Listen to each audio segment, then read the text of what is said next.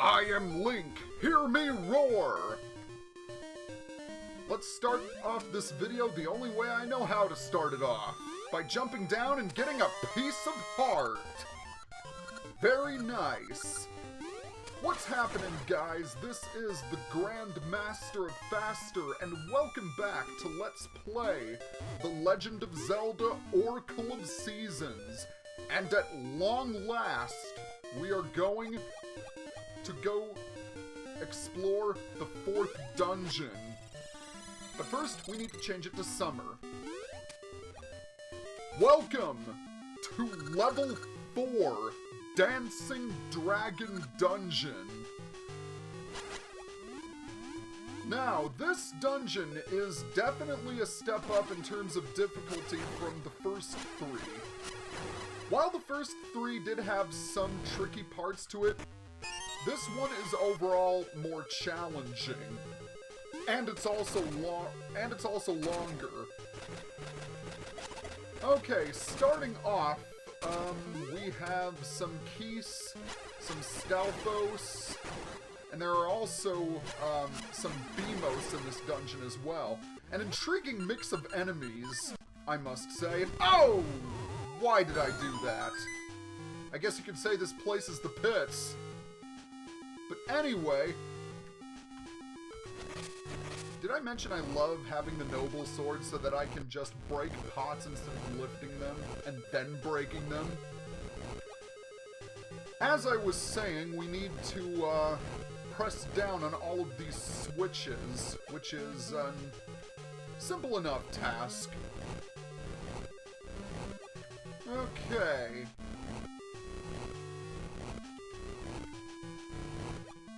Almost finished.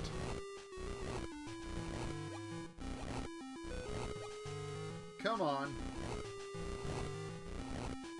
And Link steps on the last one. There we go! It feels good to get a key, doesn't it? Okay, next we'll want to head down and to the left.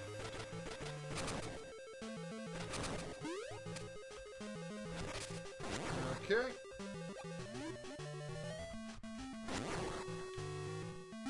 One thing I should mention is that you'll definitely want to come here with a full supply of mystical seeds, because you are going to be using a lot of them in this dungeon.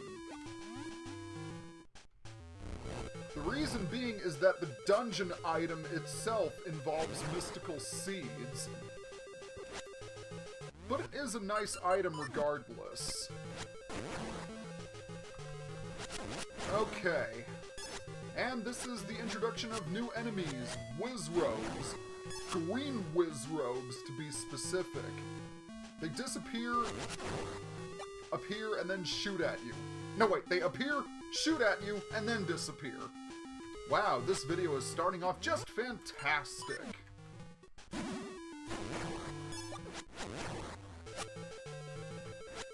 Alright, so let's go ahead and open this chest, which contains the dungeon map.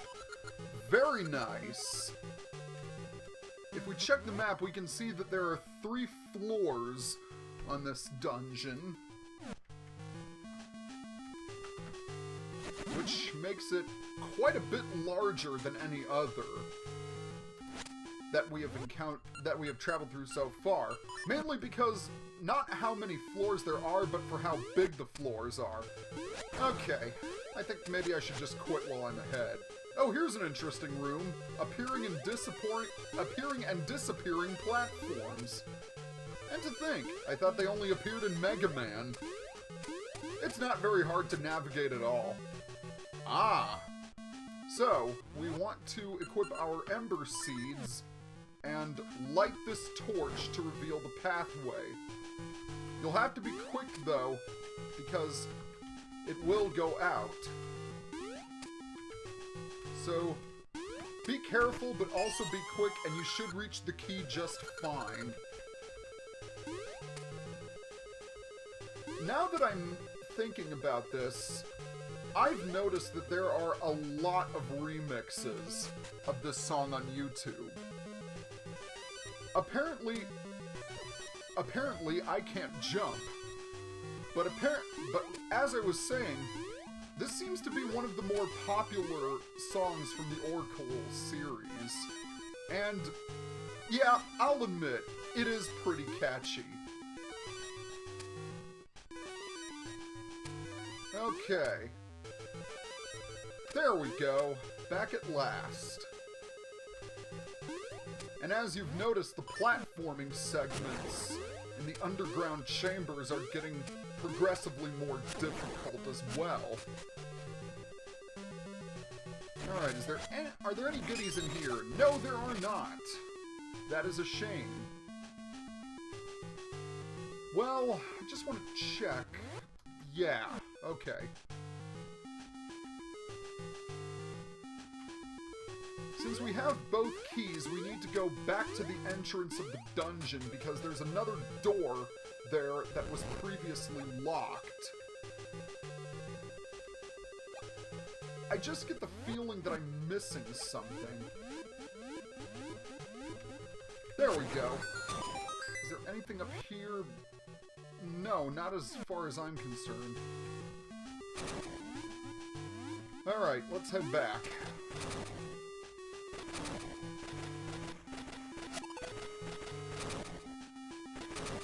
Okay, down we go again.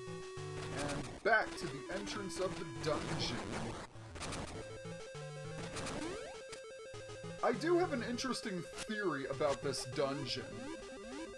And I've seen it somewhat on the internet. Given how many mine carts are in this dungeon, it's highly probable that the Dancing Dragon dungeon was once a mining facility, but it has long been since abandoned, which is the reason why monsters are running about. To expand on this, I think the mining facility was run by the Gorons. By the way, here's the compass. The Gorons did some mining in this facility until they abandoned it for some reason. Maybe because of the excessive amounts of water in this dungeon, there was a great flood that happened that caused the Gorons to leave. And if you look in Twilight Princess, you can see that Gorons are expert miners. It may also explain why there are so few Gorons in Holodrum. Much fewer than there were in Labyrinth. Maybe this flood sadly decreased the Goron population, which is the reason why they retreated farther to the west.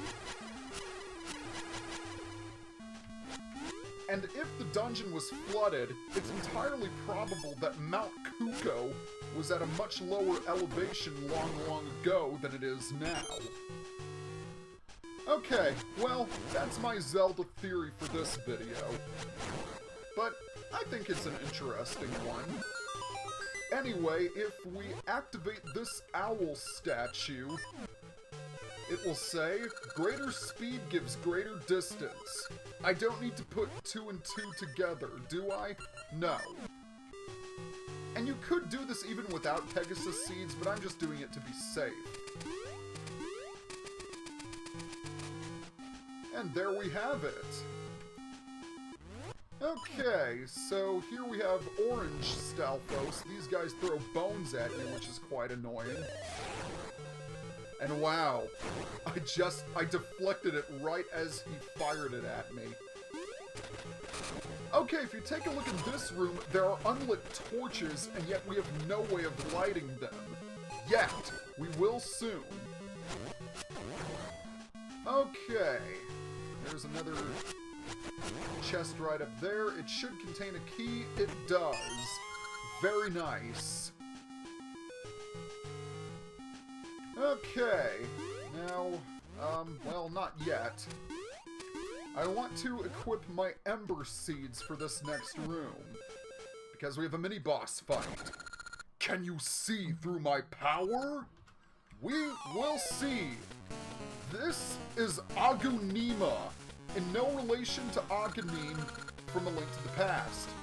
He will split himself into 3. You have to find the one with the shadow and slash at it with the sword. And make sure to avoid those fireballs he throws.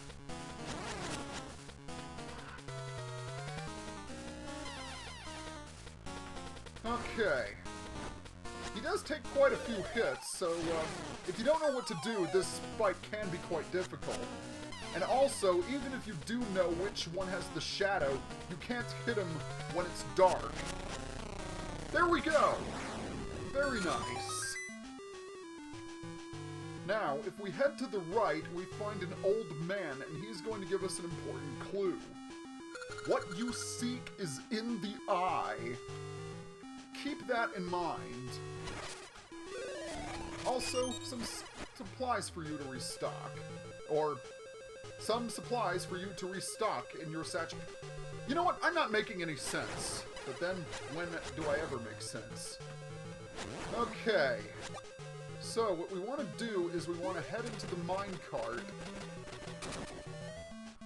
and make our way down here.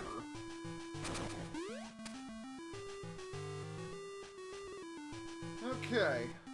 Right here we have, okay, so in this room we're going to need our Pegasus Seeds. And it would also help if we could get rid of those bats. But when you push the statue onto the switch, the floor will start opening. I guess you could say this place really is the pits. But anyway, once you get to the other side and open the chest, you will get the slingshot! Choose your seeds and take aim. The slingshot takes the place of the seed shooter in Oracle of Ages, excuse me. Personally, I think the seed shooter is a lot cooler because in that game the seeds ricocheted. And also the seeds travel very fast as well. So yeah, the slingshot is a nice item to have. I do kind of miss the bow and arrow from the previous game, but what can you do? Anyway, I think now is a good time to stop the video. So, next time on Let's Play The Legend of Zelda Oracle of Seasons, we are going to continue exploring the Dancing Dragon Dungeon in search of the 4th essence of nature. See you guys next time!